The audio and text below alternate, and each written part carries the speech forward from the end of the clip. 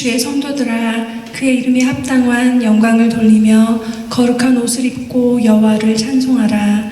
그의 거룩함을 기억하며 감사하라. 하나님은 영이시니 예배하는 자가 영과 진리로 예배할지니라. 사랑하는 성도 여러분, 하나님께서 기뻐하시는 예배는 상한 마음과 통회하는 심령이라고 말씀하셨습니다. 지금 성령께서 우리 마음속에 깨닫게 하시는 한 주간의 잘못들을 가지고 예수 그리스도의 십자가 앞에 진실한 마음으로 우리 입술을 열어 참여하는 기도를 드리겠습니다. 함께 기도하시겠습니다.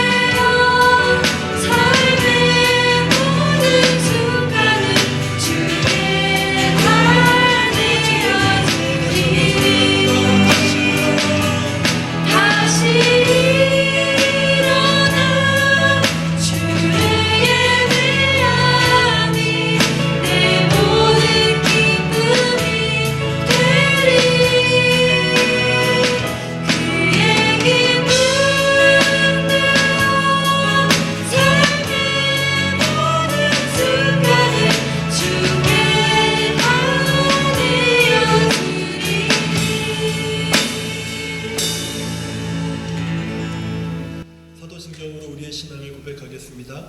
전능하사 전전에 만드신 하나님 아버지를 내가 믿사오며 그 외아들 우리 주 예수 그리스도를 믿사오니 이는 성령으로 잉태하사 동정녀 마리아에게 나시고 본디오 빌라도에게 고난을 받으사 십자가에 못 박혀 죽으시고 장사한 지 사흘 만에 죽은 자 가운데서 다시 살아나시며 하늘에 오르사 전능하신 하나님 우편에 앉아 계시다가 저리로서 산자와 죽은 자를 심판하러 오시리라.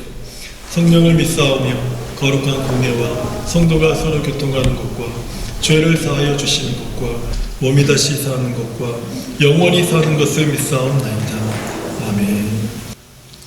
네, 오늘 우리들에게 주시는 하나님의 말씀은 누가복음 5장 1절에서 11절까지의 말씀입니다. 무리가 몰려와서 하나님의 말씀을 들을새 예수는 게네사렛 호숫가에 서서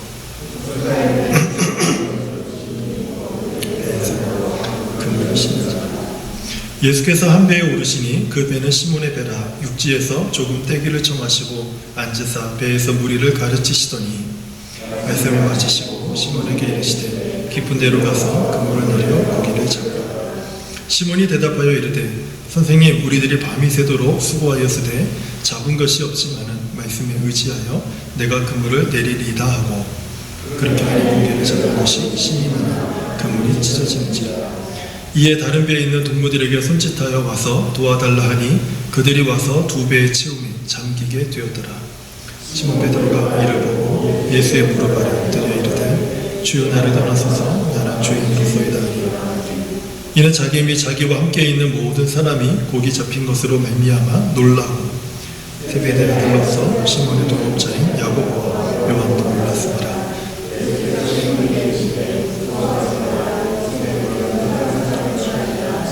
함께 읽겠습니다. 그들이 베드로를 육지에 대고 모든 것을 버려두고 예수를 따르더라.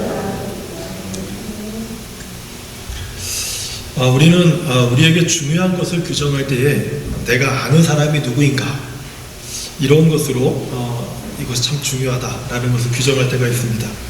하지만 하나님께서 중요하게 보시는 것은 사람과 같지 않다라고 말씀을 하셨죠. 로마의 백부장이 누구이고 어떤 일을 했는지 하나님은 관심이 없습니다. 그런데 우리는 내가 그 사람을 아는 것, 그 사람이 어떤 영향력을 가지고 어떤 중요한 사람인지를 아는 것, 그것이 중요하다라고 생각하면서 살 때가 많죠. 하지만 예수님의 생각은 달랐습니다. 예수님은 백부장의 중심에 있는 믿음을 보셨고 그 믿음을 크게 칭찬하시면서 믿음이 중요한 것이다 이렇게 우리에게 알려주셨습니다. 이것이 우리가 지난주에 살펴본 중요한 것에 관한 말씀이었습니다.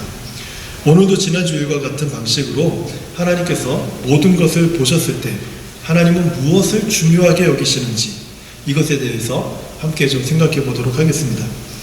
오늘 본문은 예수님께서 갈릴리 바다에서 말씀을 가르치신 후에 이제 제자들을 부르신 사건이 이제 기록이 되어 있죠. 갈릴리 바다, 이 갈릴리 바다는 이스라엘 북쪽에 위치해 있는 민물 호수입니다. 이곳에 제가 가봤는데 참 경치가 좋아요. 그리고 이곳에서 베드로가 잡았다라고 하는 그 생선도 한번 먹어봤는데 맛은 똑같습니다. 그때나 지금이나. 근데 이곳에 특징이 있습니다. 크기는 한 11km, 사방 11km에서 22km 정도 되는 그런 크기의 호수이지만 특징이 뭐냐면 해수면 있죠. 바다의 높이, 땅에서 바다의 높이, 거기서부터 200m 아래쪽에 이 호수가 위치하고 있습니다. 그리고 그 주변은 산으로 둘러싸여 있죠. 그래서 종종 기류가 서로 부딪히면서 이곳에서 폭풍이 일어나는 일들이 자주 있습니다. 흔한 일이 아니라는 것이죠. 그래서 성경에서 갈릴리 바다에서 폭풍이 일어나는 것은 어떻게 보면 자연스러운 현상 중에 하나로 사람들은 이해를 하고 있죠. 그리고 이곳에서 사는 사람들의 주된 생활 그 직업은 어부였습니다. 그리고 물고기를 잡으면서 생활을 했고 성경에는 긴네렛 바다라고 표현하기도 하고요. 게네사렛 호수, 오늘 본문에서는 이렇게 표현했고요. 디베랴 바다 이렇게 표현합니다. 근데 이제 주로 갈릴리 바다다 이렇게 많이들 표현하죠. 다 같은 장소, 같은 곳에 대한 이름입니다. 예수님의 여러 제자가 이 지역 출신이 또 특징이기도 하죠. 여러 제자들이 여러 명이 이곳 출신들입니다. 어부 출신이라는 거죠. 그리고 예수님은 이곳에서 베드로를 만나셨습니다. 이 당시 상황은요, 예수님께서 바닷가에 계셨는데 많은 사람들이 예수님의 말씀을 들으려고 바닷가로 모이기 시작한 겁니다. 그러니까 사람들이 너무 많으니까 예수님이 서 있을 때가 참 애매한 거예요. 그래서 시몬이라 불리는 베드로에게 배 좀 빌립시다. 그래가지고 베드로의 배로 올라타서 배에서 그 물에서 그러니까 바닷가에서 물 쪽으로 조금 들어간 상태에서 예수님이 그 배에 서서 사람들에게 말씀을 이렇게 가르치셨던 그런 상황이었습니다. 예수님이 말씀을 잘 가르치셨어요. 사람들은 다 청종했습니다. 경청했어요. 그런데 말씀이 끝나자마자 예수님이 갑자기 뜬금없이 베드로에게 이런 말을 합니다. 깊은 데로 가서 그물을 내려 고기를 잡으라.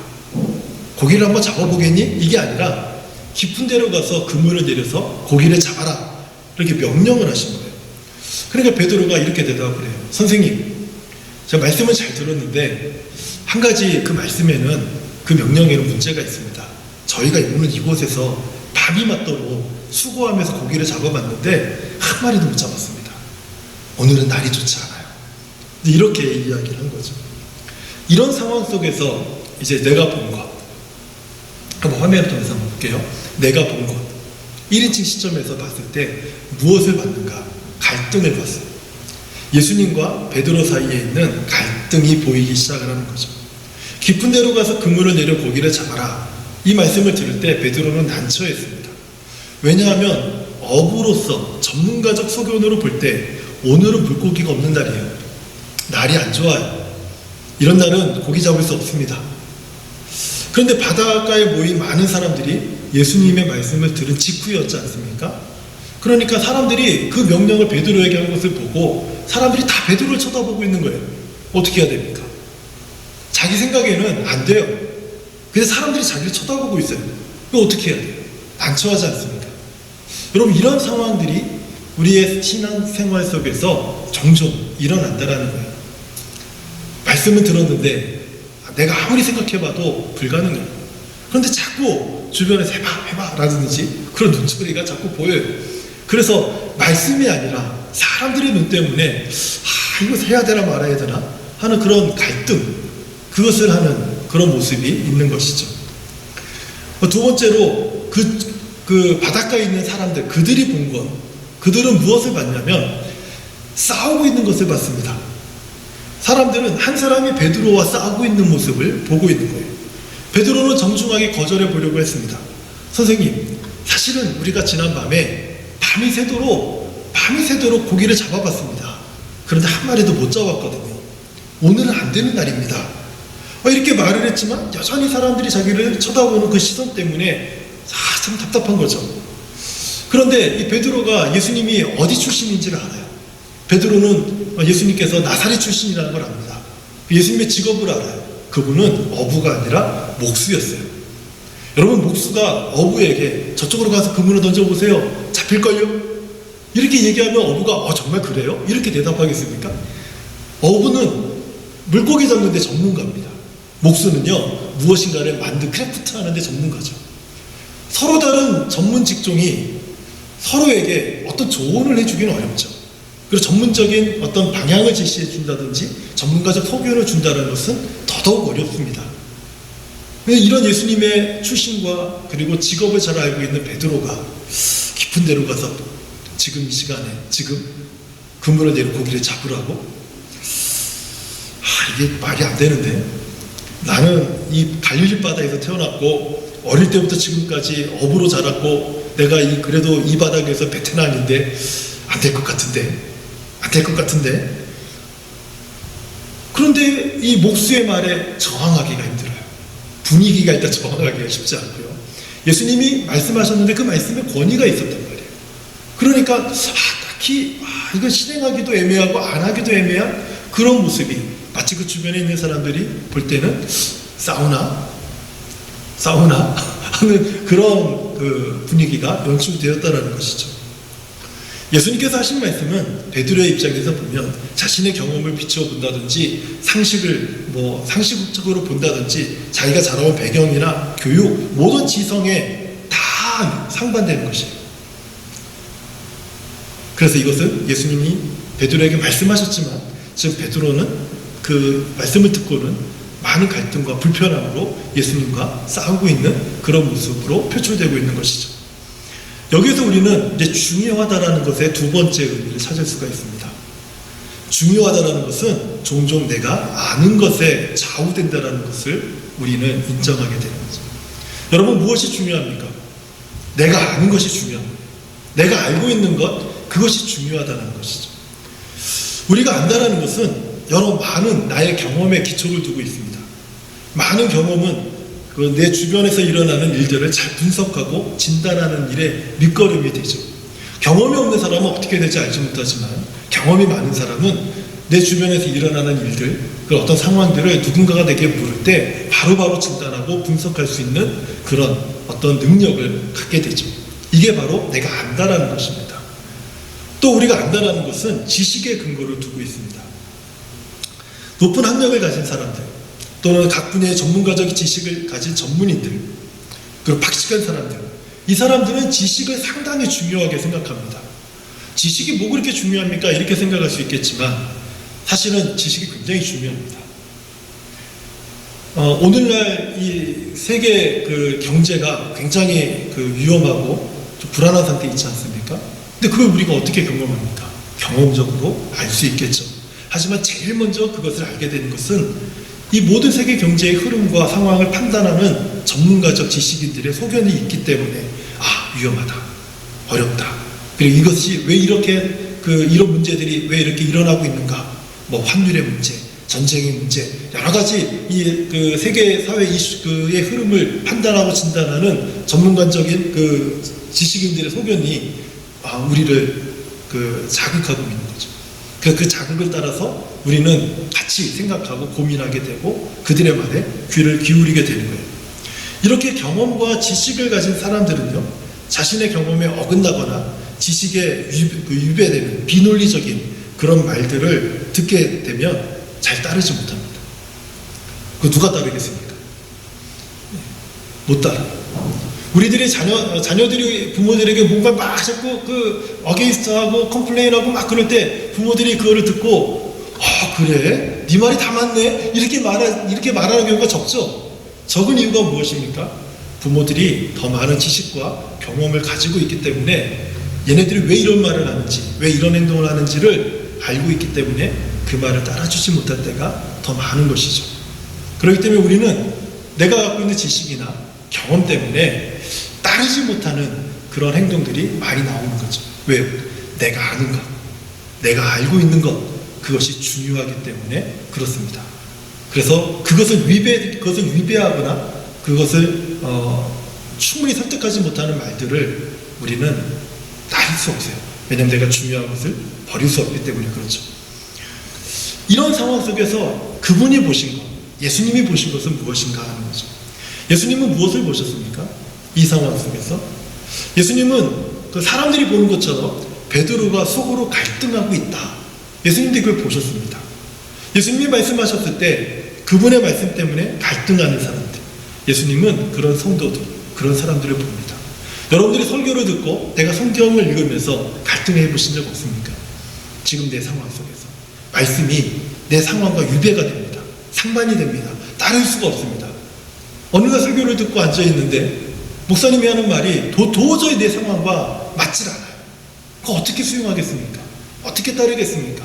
근데 계속 듣고 있으면 뭐 이 자리에서 박차고 나갈 수도 없고 계속 듣고 있다 보면 갈등이 생기는 거죠. 이런 것들을 보는 거예요.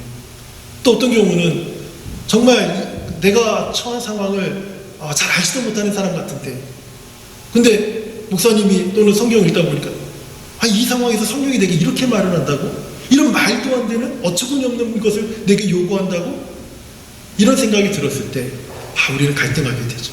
그러면서 내가 이 말씀을 듣고 따라야 되나? 아니면 이건 아닌 것 같아. 이번에는 따를 수 없어. 하면서 따르지 말을 것을 결정해야 되나? 이런 고민을 하게 되는 것이죠. 이것이 갈등입니다. 베드로는 이런 갈등의 상황 속에서 이런 고백을 합니다. 선생님, 우리들이 밤이 맞도록 수고하였지만 잡은 것이 없었습니다. 하지만 내가 말씀에 의지해서 그물을 다시 내려보겠습니다. 그리고 베드로는 순종합니다. 왜냐하면 말씀하신 분이 예수님이셨기 때문에 그래요. 예수님은 사람들이 바라보는 것, 그리고 베드로가 겪고 있는 것, 그런 것들 다 보셨지만 사람들이 보지 못하는 것을 예수님은 보셨습니다. 그 무엇이냐면 베드로의 순종을 보셨어요. 베드로가 순종함으로 다시 깊은 곳으로 가서 그물을 내렸을 때 그물이 찢어질 정도로 많은 고기를 잡게 됩니다. 이때 그 주변에 있는 많은 사람들, 그 사람들이 본 것이 무엇입니까? 이야, 놀랍다, 놀라워. 어떻게 이런 일이 있지? 야, 베드로, 너 오늘 수지 맞았네. 오늘 로또 맞았네. 야, 오늘 한턱 내야겠는데? 사람들이 이렇게 막 놀라면서 베드로에게 막 칭찬도 하고 야, 어떻게 이런 일을 경험할 수 있지? 이런 일이 어떻게 너에게 일어났지? 이러면서 사람들이 막 놀랍다라고 하는 표현을 잘 쓸 수 있습니다. 오늘 성경에서도 사람들이 놀라서 라는 표현이 나오거든요. 사람들은 이것을 보고 그렇게 느낄 수 있어요. 하지만 베드로는 다른 사람들이 느끼지 못한 한 가지를 경험했습니다. 순종했기 때문에 경험할 수 있는 한 가지, 하나님을 경험했어요. 하나님을 경험했어요. 고기가 많이 잡힌 것, 그물이 찢어질 정도로 고기가 많이 잡힌 것이 베드로에게 더 이상 중요하지 않았습니다. 사람들은 그것이 중요했지만 베드로는 그게 중요하지 않았어요. 왜냐하면 나의 모든 전문적 지식을 다 동원하고 경험을 다 토대로 봤을 때 불가능한 일이에요. 사람이 할 수 없는 일이에요. 그때 예수님이 하나님이시구나 라고 하면서 그 앞에 무릎을 꿇는, 그 앞에 엎드리는, 그래서 하나님을 경험하는 놀라운 경험을 베드로가 하게 되는 거죠. 말씀에 의지하여 순종했더니 그 말씀하신 하나님을 경험하게 됐다는 거예요. 순종은요, 하나님과 우리가 하는 거래가 아닙니다. 순종은 우리가 하나님을 위해서, 내가 하나님을 사랑하니까 이걸 해줄까? 하나님을 위해서 무엇인가 해주는 것이 순종이 아니라는 거예요. 순종은 하나님에 대한 성도의 책임입니다. 우리들이 하나님께 보여드려야 돼요. 하나님의 말씀에 대한 책임, 그것이 순종인 거예요. 성도들이 하나님의 말씀을 받을 때 그 말씀을 받는 성도들의 책임은 무엇입니까? 순종입니다. 사무엘상 15장 22절과 23절을 보면 순종이 어느 정도로 중요한 것인지에 대해서 우리들에게 말씀하고 있죠. 함께 읽어볼까요? 사무엘이 이르되 여호와께서 번제와 다른 제사를 그의 목소리를 청종하는 것을 좋아하신 것 같이 좋아하시겠나이까. 순종이 제사보다 낫고 듣는 것이 숫양의 기름보다 나으니 이는 거역하는 것은 점치는 죄와 같고 완고한 것은 사신 우상에게 절하는 죄와 같음이라. 왕이 여호와의 말씀을 버렸으므로 여호와께서 너 왕을 버려 왕이 되지 못하게 하셨나이다. 제가 우리 성도님들에게 계속해서 강조하고 있는 신앙에 있어서 가장 중요한 것은 무엇인가? 예배입니다. 그래서 우리는 예배자가 되어야 됩니다. 이것을 참 많이 강조했고, 그리고 예배의 중요성을 강조한 만큼 예배에 최선을 다하는 그런 교회가 되기 위해서 애를 쓰고 지금도 노력을 하고 있습니다. 그런데 예배보다 더 중요한 게 있다는 거예요. 그것을 순종이라고 말합니다. 왜냐하면 모든 성도가 드리는 모든 예배는 순종의 기반을 두고 있기 때문에 그렇습니다. 순종에 기반 두지 않는, 순종에 기초하고 있지 않는 예배는 하나님이 받지 않으신다는 거예요.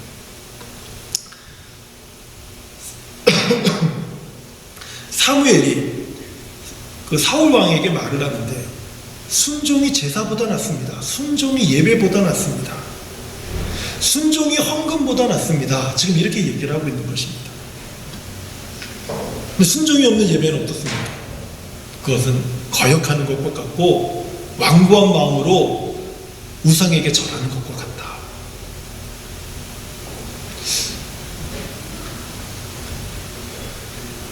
그러니까 순종 없는 예배는 우상에게 예배하는 그런 죄와도 같다. 사무엘이 이렇게 순종에 대해서 이야기를 하고 있죠. 그러니까 순종이 얼마만큼 중요한지를 하나님이 보실 때 순종이 얼마나 중요한 것인지를 우리들에게 잘 알려주는 말씀이라는 거예요. 사사기 6장에 보면 순종할 수 없는 상황에서 순종할 수 없는 요구를 받은 기드온의 순종 이야기가 소개되어 있습니다. 하나님께서는 기드온을 부르십니다. 그 당시 이스라엘은 미디안의 억압을 받고 있었어요. 그런데 하나님이 기드온을 부르십니다. 그리고 기드온을 통해서 미디안의 억압으로부터 이스라엘을 구원하려고 하시는 겁니다. 미디안이 이스라엘을 다시 크게 억압하기 위해서, 이스라엘을 공격하고 치기 위해서 대군을 이끌고 이스라엘을 침략합니다. 큰일 났어요. 미디안의 군사 그 숫자가 13만 5천 명입니다. 13만 5천 명. 근데 기드온이 전쟁을 준비하기 위해서 이스라엘 백성들에게 알리고 군사들을 모읍니다. 그때 모인 군사가 3만 2천 명. 턱도 없죠. 어떻게 3만 2천 명과 13만 5천 명이 싸우겠습니까? 그런데 기드온에게 하나님이 말씀하십니다. 기드온아, 이스라엘 백성의 군사로 모인 자들의 숫자가 너무 많다. 네? 너무 많다고. 줄여라. 어떻게 줄이냐면 전쟁이 무서운 자들은 그냥 괜찮으니까 가라고 해라. 그래서 진짜 말했더니 이 3만 2천 명 중에서 2만 2천 명이 사실 두려워하고 있었어요. 2만 2천 명이 떠나고 1만 명이 넘습니다. 어떡하지? 하나님이 다시 기드온에게 말씀하세요. 기드온아, 아직도 숫자가 너무 많다. 네? 32,000명 중에서 22,000명하고 10,000명밖에 안 남았는데요. 적은 135,000명인데요. 그래도 너무 많다. 이 10,000명을 물가로 데리고 가라. 거기에서 물을 손을 떠서 입으로 핥아먹는 사람들, 그 사람들만이 이번 전쟁에 참여할 거다. 다 추려봤더니 300명이 남는 거예요. 됐다. 이게 하나님의 말씀이에요. 근데 중요한 것은 이 300명이 기도원도 그렇고 전쟁을 해보지 않았습니다. 300명과 13만 5천 명의 이제 싸움이 되는 건데, 이 사람들이 300명이 고작 300명인데 전쟁을 해보지 않았어요. 무기가 없어요. 그래서 이 사람들이 가지고 이 300명이 갖춘 무기라는 게 나팔이었습니다. 횃불이었고 항아리였어요. 항아리 안에다 횃불을 숨기고 기드온이 사인을 주면 나팔을 불면서 항아리를 깨트려서 횃불을 높이 드는 것, 이게 전략이었습니다. 누구 앞에서? 13만 5천 명 앞에서 300명이. 그런데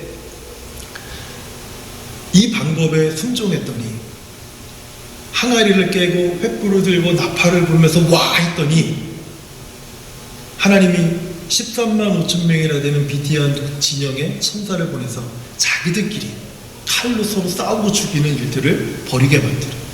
그래서 다 죽습니다. 자기들끼리 다 죽어요. 엄청난 승리를 거두죠. 그래서 기드온은요, 순종함으로 인해서 13만 5천 명을 이기는 엄청난 경험을 하게 되죠. 여러분, 이 경험을 통해서 와, 내가 이겼다. 봐라, 내가 이런 사람이다. 기드온 대장군이라 불러라. 이렇게 말할 사람이 누가 있겠습니까? 왜냐? 여러분, 이거는 사람이 할 수 있는 일이 아니에요.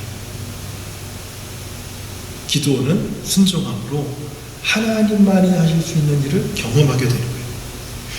이처럼 우리도 순종하면 하나님을 경험할 수 있습니다. 순종할 때 우리는 하나님을 경험하게 돼요. 근데 문제가 있어요. 순종이 쉽지 않다는 거예요. 순종하는 것이 어렵습니다. 순종이 어려운 첫 번째 이유는 순종을 하나님 우리에게 요구하실 순종은 항상 논리적으로 요구되지 않기 때문에 그래요. 그걸 딱 들으면 그럼 되겠네, 이런 생각이 들질 않아요. 말도 안 되지, 그게 어떻게 가능해, 이런 생각이 먼저 드는 거예요. 물고기 잡는데 전문가인 어부가 밤새도록 한 마리도 잡지 못했습니다. 그런데 그날 아침에 깊은 데로 가서 그물 던지면 갑자기 없던 고기가 생깁니까? 어떤 어부도 이 말씀에 순종하기 어렵습니다. 왜냐하면 일반적으로는 그들의 경험과 지식이 옳기 때문에 그래요. 그들의 지식이, 경험이 옳습니다. 틀리지 않아요. 13만 5천 명의 군대와 전쟁을 하는데 300명이 그 항아리에다가 횃불 놓고 항아리 깨면 이깁니까? 횃불 들고 소리 지르면 이깁니까? 나팔 불면 이겨요? 이게 말이 됩니까? 군사 전문가가 아니라 저 같은 그런 것에 전혀 전무한 지식을 가진 사람이라 할지라도 그러면 안 된다는 거 알아요. 말도 안 되는 소리라는 거 알아요. 그렇기 때문에 순종하기 어렵습니다. 이처럼 순종이 어려운 이유는 우리의 경험과 지식을 따르기보다는 그것에 반하는 행동을 더 많이 요구하고 있기 때문에 순종이 어려운 거예요. 두 번째로 순종이 어려운 이유는 하나님의 요구하신 순종은 그렇게 아름다워 보이지 않습니다. 매력적이지 않아요. 순종을 할 때 막 좀 매력적이고 사람들이 주목하고 자기를 바라보고 관심을 가져주고 인정을 해주고 그런 분위기라면 할만하죠. 그런데 하나님이 요구하시는 순종을 하려고 하면 외롭습니다. 안 될 것 같기도 하고 사람들이 이상한 눈초리로 쳐다보고 왜 저런 바보 같은 짓을 하지? 라는 생각을 하게 되죠. 예를 들면 노아를 보세요. 100년 동안 산꼭대기에서 비를 경험하지 못했던 사람들이 사람들이었는데 100년 동안 산꼭대기에다가 그 월드컵 경기장 많은 배를 지어. 이게 하나님의 명령이에요. 그거 짓고 100년 동안 지을 때 하루 이틀도 아니고 사람들이 뭐라 하겠습니까? 왜 저러지? 왜 저러지? 왜 저러고 살지? 그 순종을 향한 사람들의 비난, 조롱이 느껴지는 거예요.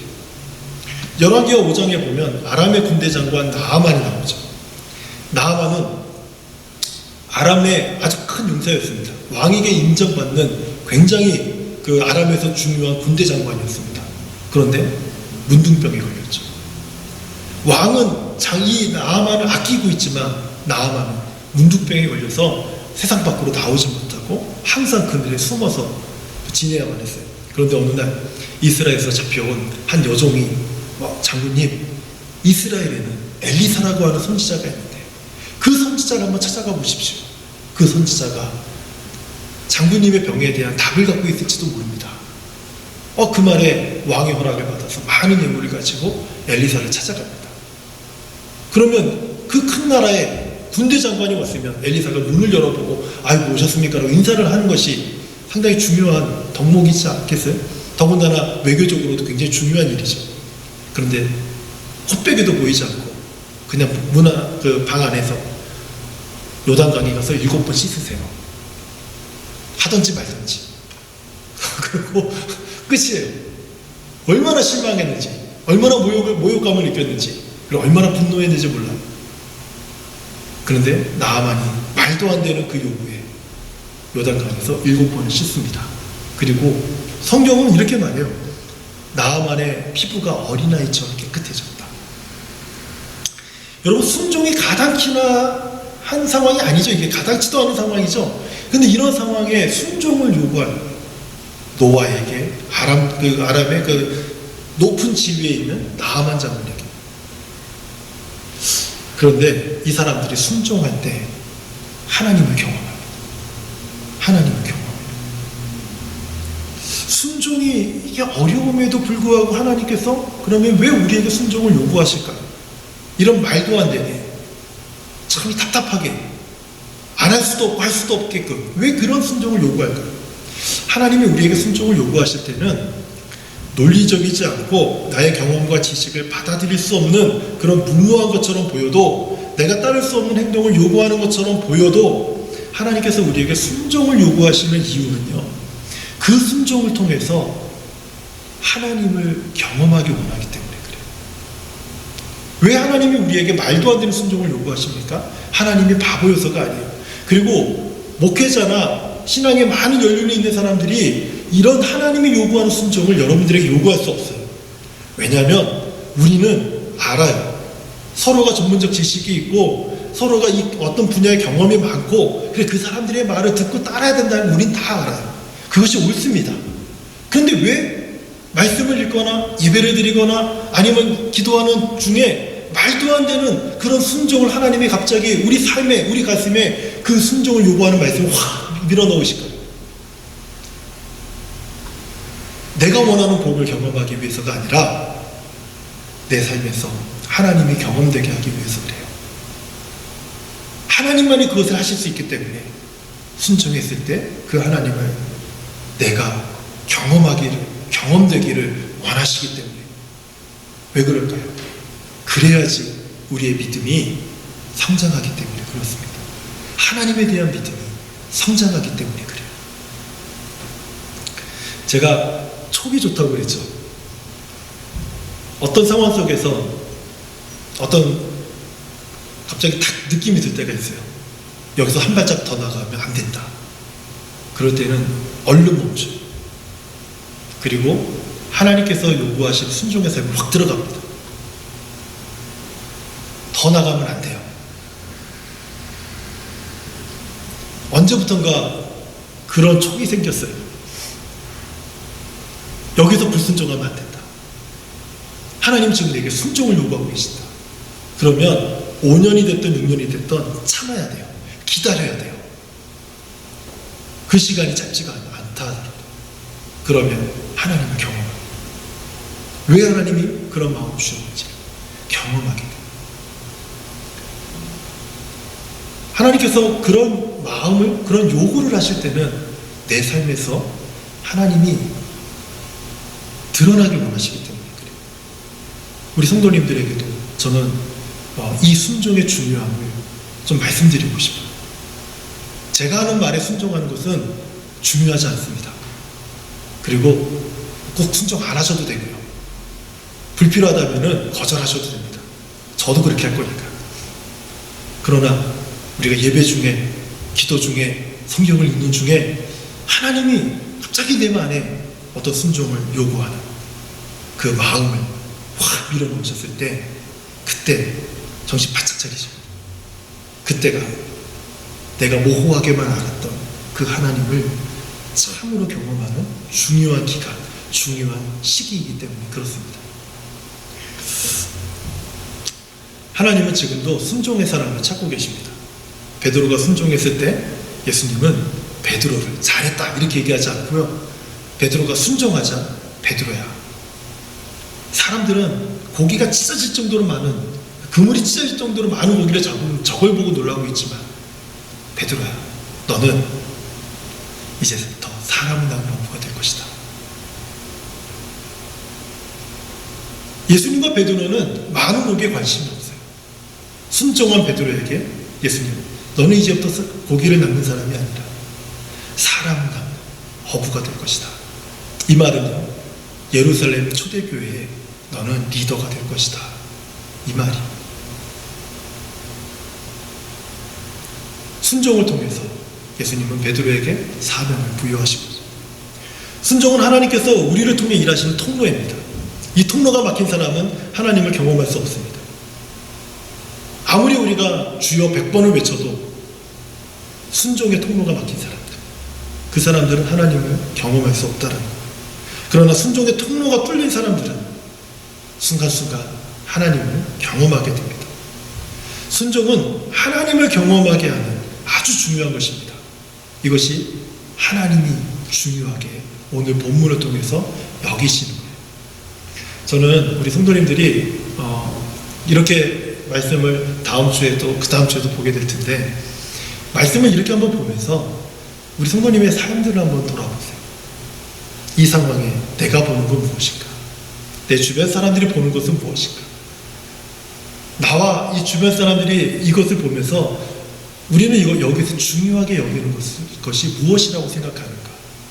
그런데 이 상황에서 주님이 중요하게 바라보시는 것은 무엇인가? 이렇게 말씀을 통해서 한번 내 상황들을 한번 살펴보는 훈련을 가졌으면 좋겠습니다. 그렇다면 우리도 하나님의 보는 것은 사람과 같지 않다고 했어요. 하나님께서 중요하게 여기시는 그 하나님의 시선, 하나님의 관점을 갖는 아주 중요한 또 좋은 그런 계기가 되지 않겠습니까? 그래서 우리가 한 주간도 이런 말씀을 기억하고 또 말씀을 바라보는 법을 우리가 내 삶에 적용해 보면서 이번 한 주간은 한번 순종함으로 하나님, 나도 하나님을 경험하고 싶습니다. 이런 고백과 순종으로 또 그 하나님을 경험하는 그런 복된 한 주간 되시기를 주의 이름으로 축원합니다. 하나님 감사합니다. 하나님이 보시는 것은 사람이 보는 것과 같지 않다고 했습니다. 그렇다면 하나님, 나도 하나님이 중요하게 여기시는 그것을 어떻게 바라볼 수 있는지 그 하나님의 시선을 나도 가질 수 있도록 도와주십시오. 하나님, 이것이 우리들의 정말 바람이고 기도의 제목이 되어서 이 기간 동안에 우리가 하나님의 시선에 그 관점을 가질 수 있는 법을 배우는 귀한 계기가 되도록 도와주시옵소서.